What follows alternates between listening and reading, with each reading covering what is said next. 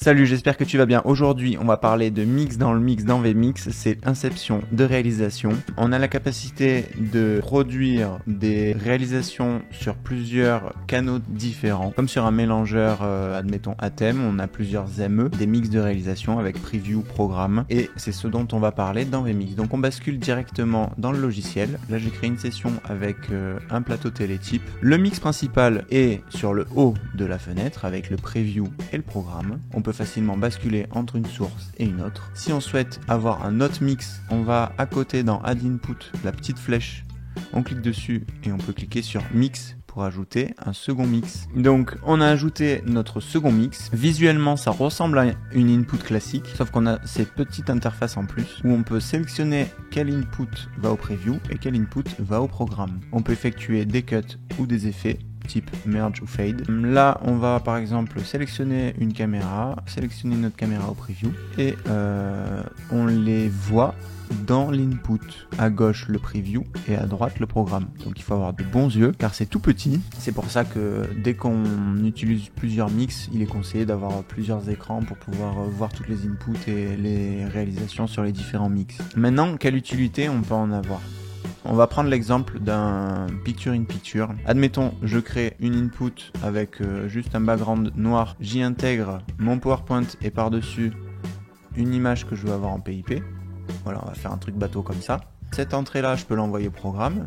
Mais si, au cours de ma réalisation, je veux mettre cette fenêtre ou cette fenêtre dans le PIP, je vais devoir retourner dans les layers pour pouvoir sélectionner la bonne caméra qui va à l'image. C'est pas hyper convivial et peu fonctionnel. Une des solutions donc c'est d'intégrer notre mix 2 dans le picture-in-picture et de faire la réal depuis le mix 2. Comme ça, si on veut mettre l'image en plein pot, on enverra le mix 2 au programme, donc dans le mix 1, dans le mix supérieur. Et si on souhaite du coup changer de source dans notre picture-in-picture, on peut facilement changer depuis le mix 2. Et donc ça interférera pas la composition de notre input. Quels autres cas d'utilisation on peut en faire? On peut utiliser ça si on a plusieurs écrans de diffusion ou output différentes. Par exemple, si on doit diffuser sur un écran sur scène la réalisation ou si on doit diffuser en parallèle sur internet. Si admettons on a un plan large de mise en situation de la scène, on va rarement envoyer le plan large sur les écrans, mais on l'enverra plus souvent sur la réalisation sur internet. C'est dans ces cas-là qu'on peut être amené à utiliser un mix 2 et du coup on enverra un des deux mix sur les écrans et un autre mix sur la réalisation sur internet. Il peut arriver dans certaines situations de vouloir diffuser en simultané, admettons un média, celui-là, sur nos deux sorties, le mix 1 et le mix 2. Là, rien de plus simple, on double-clique dans les triggers de notre input, on sélectionne On Transition In, on sélectionne notre média, donc là c'est l'entrée 10, et on sélectionne notre mix sur lequel on veut effectuer la transition en simultané. On ajoute, et lorsque on lancera notre média, il se lancera également sur le mix 2.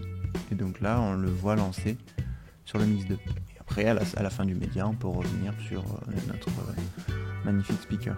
Pareil, on peut aller plus loin dans la programmation de nos éléments. Lorsque la vidéo est complétée, on completion, on peut faire un fade de la fenêtre 9, donc par exemple notre image d'attente sur le mix 2. Donc là, admettons, on lance la vidéo en plein pot, tout le monde la voit. La vidéo, elle se termine.